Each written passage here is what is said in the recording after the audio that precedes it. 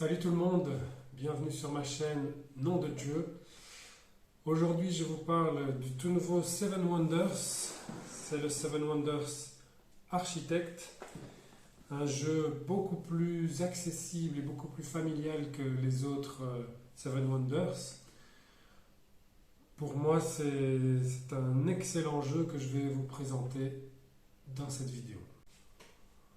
Le premier point positif de ce jeu c'est le rangement, le matériel. On a vraiment ici une boîte assez atypique dans laquelle se trouvent vraiment tous des petits compartiments.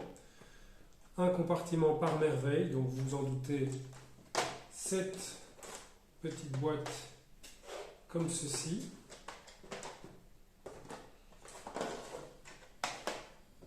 On a donc les fameuses 7 merveilles du monde avec Halicarnasse, Rhodes, Gizeh, Olympe, Éphèse, Babylone et Alexandrie.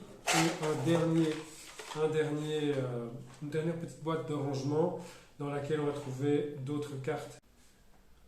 Tout ça pour dire que c'est vraiment une merveille de rangement et du coup une merveille de mise en place. Puisque donc si je veux jouer avec Babylone et Éphèse, eh bien, il me suffit de prendre les deux merveilles en conséquence, ainsi que la plus grande boîte qui reprend toutes les cartes et jetons. Du coup, pour la mise en place, c'est vraiment génial, puisqu'il suffit de prendre chacun sa petite boîte personnelle reprenant la merveille qu'on a choisie. Dans cette petite boîte, on va trouver un deck personnalisé, un schéma qui reprend la merveille et la capacité spéciale liée à cette merveille. Si on ouvre cette petite boîte, on trouve tout ce que je viens de vous dire. Vous voyez, hein, il suffit de prendre le petit deck. Et alors, c'est merveilles sont toutes composées de 5 pièces de puzzle, on pourrait dire. On a le schéma du puzzle sur la boîte. Et on va disposer en début de partie les différents échafaudages qui vont composer notre merveille. Et là, c'est vraiment très chouette et en même temps très mignon. Ça va être de vraiment, au fur et à mesure de la partie, de construire les différents étages de notre merveille et ainsi donc de retourner les différentes pièces de puzzle. Ici, j'ai choisi les jardins suspendus de Babylone. Et voilà, on voit vraiment cette merveille qui progresse en construction, les échafaudages qui disparaissent pour voir apparaître la merveille en elle-même. Donc c'est vraiment très joli et très jouissif. Le but du jeu va être tout simplement donc d'être le joueur qui marque le plus de points de victoire. Une des manières de marquer des points de victoire, ça va être évidemment la construction de notre merveille. Et la partie s'achève lorsque quelqu'un termine la construction de sa merveille. Ça ne veut pas dire forcément qu'il a gagné, puisque donc on va compter les points de victoire accumulés tout au long de la partie. Pour ce qui est des règles justement, bien, regardez, on a vraiment ici le livret de règles qui comprend à peine 5 pages, bien aérée, bien grande, donc c'est vraiment, ça vous montre bien à quel point c'est un jeu familial. On a vraiment ici des règles extrêmement fluides, simples et claires. C'est très agréable à prendre en main et on peut vraiment apprendre le jeu en 5 minutes, je dirais. Il y a une petite vidéo accessible, très bien faite, qui elle dure 8 minutes si je me rappelle bien, qui permet vraiment d'apprendre ça en quelques instants. En quelques mots, on va à notre tour tout simplement devoir prendre une carte dans un choix de 3 cartes, 2 cartes visibles dans les decks de nos voisins. Donc la première carte visible dans le deck de notre voisin de gauche ou de notre voisin de droite.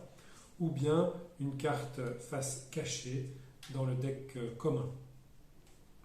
Je choisis une carte, je la pose devant moi, je n'ai pas vraiment un coût à payer pour jouer la carte.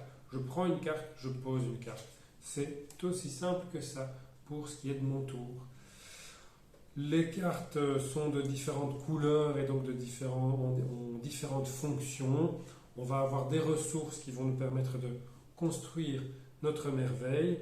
On va avoir des cartes vertes qui sont les scientifiques qui vont nous permettre de développer d'acquérir des jetons progrès qui, eux, vont nous donner des pouvoirs assez puissants, des pouvoirs assez puissants et assez variés.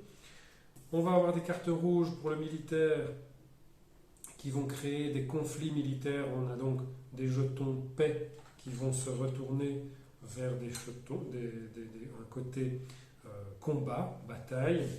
Et donc quand tous les jetons paix sont retournés, à ce moment-là, on regarde chez notre voisin de droite, chez notre voisin de gauche, qui a le plus de boucliers. Et on va gagner donc des points de victoire de cette manière-là également. Et il me reste les cartes bleues qui donnent des points de victoire tout simplement. Les cartes jaunes ici sont des ressources bonus. Pour les joueurs qui aiment contrôler leur chance et leur jeu, il y a le jeton chat qu'on peut acquérir grâce à une carte bleue et qui permet de regarder la carte face cachée avant de la choisir, donc ça peut être très sympa. Pour moi, la grande force de ce jeu, c'est vraiment les merveilles, évidemment. D'une part, comme je le disais, parce que ce côté puzzle recto-verso évolutif qui est très agréable, mais aussi de par leur diversité. Comme son nom l'indique, Seven Wonders, on a donc 7 merveilles à disposition, ce qui veut dire que chacune a vraiment sa spécificité, en termes de puzzle bien sûr, mais en termes de capacité. Celle-ci va être plus orientée sur le militaire, celle-ci plus orientée sur le scientifique, etc. Donc elles vont chacune avoir leur spécificité. La plupart vont permettre de piocher en fait un peu plus et donc d'accélérer notre progression. Donc ça c'est vraiment super. Ce qui veut dire deux choses. D'une part, en termes de rejouabilité, c'est super gai parce qu'on va pouvoir essayer chaque merveille et voir ce qui correspond le plus à notre manière de jouer. Et d'autre part, ça veut dire qu'on peut jouer aussi jusque 7 joueurs, ce qui peut être très sympa. Et dans le cas où on joue comme ça à beaucoup de joueurs, ce que j'aime beaucoup aussi, c'est cette particularité de finalement de ne se confronter qu'à nos deux voisins de gauche et de droite.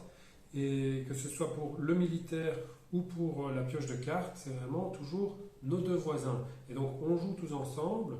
Il y a un aspect vraiment collectif bien sûr, mais on a ce focus sur nos voisins que je trouve très sympa. Tout ça pour dire que Seven Wonders Architect, je le recommande, c'est vraiment un excellent jeu, très accessible avec des parties assez rapides, à peu près 20 minutes, entre 20 minutes et une demi-heure, j'ai l'impression. Tout un chacun peut vraiment facilement y jouer. Les non-joueurs, les moins habitués vont y rentrer facilement et puis les plus joueurs vont y trouver, je trouve, leur compte aussi, sans grande prétention. On a vraiment sur un degré de difficulté moindre que sur le Seven Wonders de base, mais il y a du challenge, il y a de la stratégie très très sympa, très agréable. Voilà, moi je recommande sincèrement ce jeu de par ce matériel si bien pensé et de par sa jouabilité et rejouabilité vraiment top. Voilà, j'espère que cette vidéo vous a plu. N'hésitez pas à vous abonner sur ma chaîne YouTube ici, mais aussi sur mon compte Instagram au même nom de jeu. Et je vous dis à bientôt.